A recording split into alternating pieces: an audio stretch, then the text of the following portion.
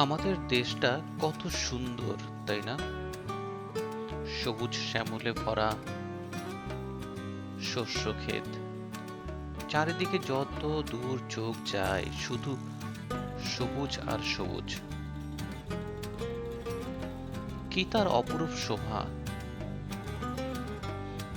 মাঠে মাঠে ধান, মাঝখানে যেদিকে তাকাই সবুজ, শুধুমাত্র সবুজ।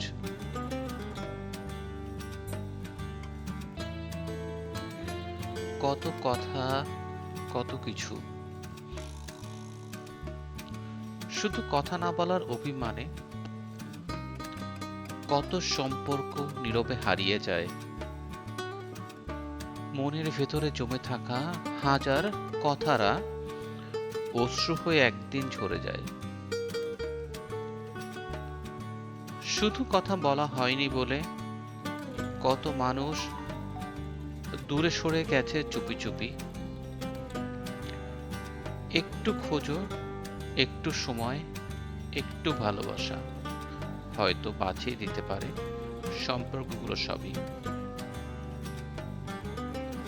নীরবতার দেয়াল যত উঁচু হয় ততই হৃদয়ে একা হয়ে পড়ে। তাই প্রিয় মানুষদের সাথে কথা বলো, কারণ কিছু সম্পর্ক শব্দেই বেঁচে থাকে।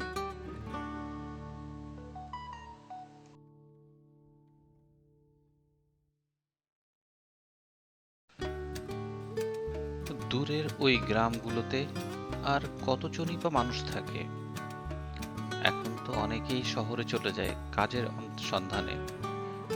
কেউ চাকরি করে, কেউ ব্যবসা করে, কেউ বা পড়ালেখার জন্য। আবার অনেকে দেশের বাইরেও আপনার চলে যায়, হয়তো নতুন কিছু সন্ধানে।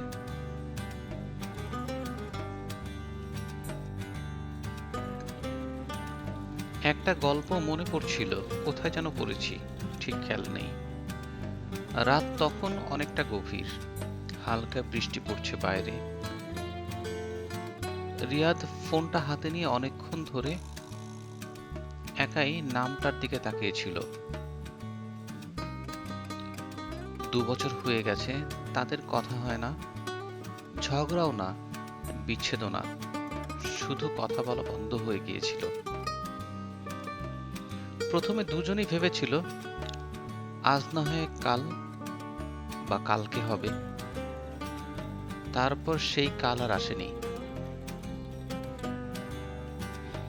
এক সময় যে মানুষটা রাত জেগে তার জন্য অপেক্ষা করত, সেই মানুষটাই এখন অনলাইনে এসেও কোনো মেসেজ দেয় না। অনেকবার লিখতে গিয়ে আবার মুছে ফেলেছে কেমন আছো। এত ছোট একটা প্রশ্ন, তবু অহংকার আর অভিমানে দেয়াল পেরোতে পারেনি।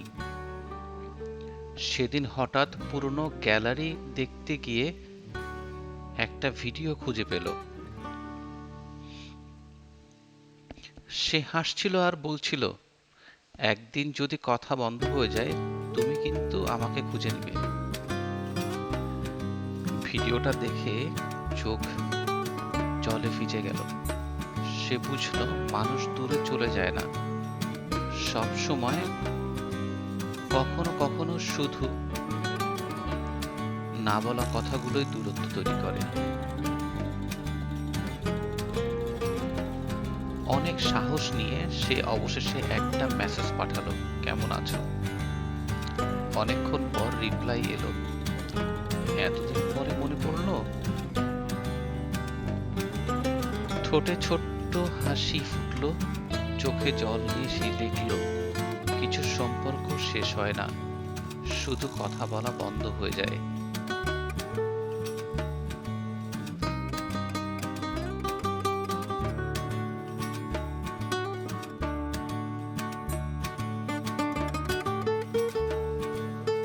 আমার ট্রেনটা আজকে একটু বেশি জোরেই চলছে। সবুজের কার্পেটে মোড়ানো ধানগুলো যেন সবগুলো একই সাথে বেড়ে উঠছে। দূরের ওই গ্রামগুলো থেকে কিন্তু একটি মানুষও দেখা যায়নি।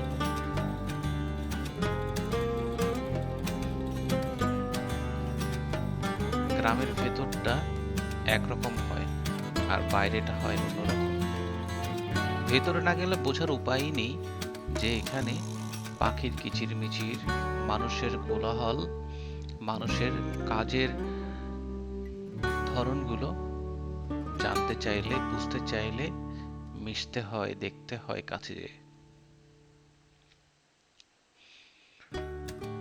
ট্রেনে ভ্রমণটা সবসময় আমার কাছে অনেক বেশি প্রিয়। বিশেষ করে সুযোগ পেলেই বাস না হয়ে ট্রেনটা আমার কাছে সবসময় প্রেফার থাকে, ভালো লাগে।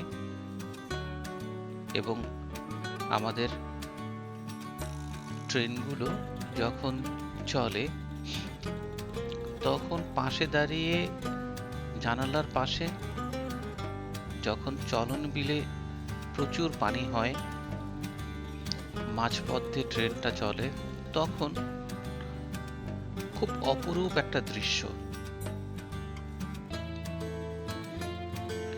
বাজারগুলো তখন খুব কাছে চলে আসে, সবাই বাজারে তখন নৌকা নিয়ে আসে, আবার নৌকা নিয়ে ফিরে যায়। দৃশ্যপটই পরিবর্তন হয়ে যায়। শীতকালে একরকম, বর্ষাকালে আর এক রকম। কি তার শোভা, কি সৌন্দর্য! এই কোলাহলের মধ্যেও একটা দারুণ মিষ্টতা আছে, সৌন্দর্য আছে, ভালো লাগা আছে। আর সবসময় গ্রামের মানুষ সহজ সরল, চাহিদা তাদের খুবই কম। নিত্য প্রয়োজনীয় দ্রব্যাদি তারা একটি ফসল বিক্রি করে তারপরে সাধারণত কিনে থাকে।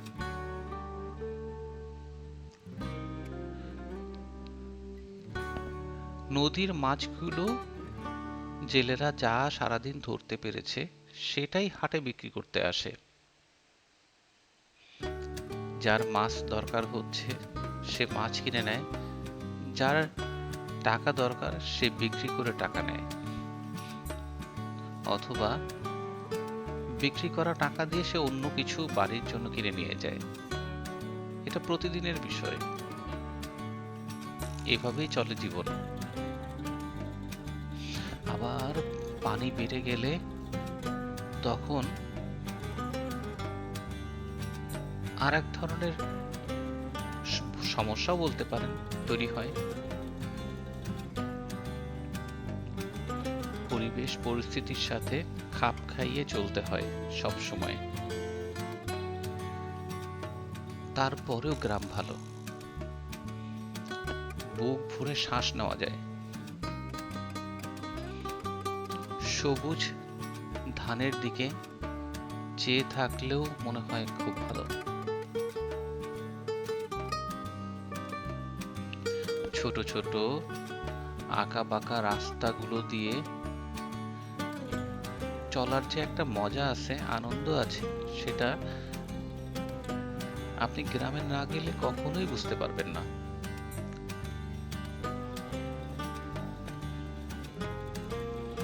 আমার এই যাত্রাপথে কত দোকান পড়লো, কত বাজার পড়লো, কত হাট পড়লো, আবার মাঠ পেরিয়ে মাঠ, আবার মাঠ পেরিয়ে কখনো নদী, অথবা নদী পেরিয়ে আবার মাঠ। এক স্টেশন থেকে আর এক স্টেশনে ছুটে চলছে ট্রেন, ঝুক ঝুক শব্দে। প্রচন্ড ঘুমের মধ্যে থেকে একটু করে চোখ মিলিয়ে তাকালেও যে কি তৃপ্তি, কি ভালো লাগা, সেটা অনুভব করে বুঝিয়ে বলাটা খুবই দুষ্কর। সবার জন্য শুভকামনা রইল। ভালো থাকবেন, সুস্থ থাকবেন। আসসালামু আলাইকুম।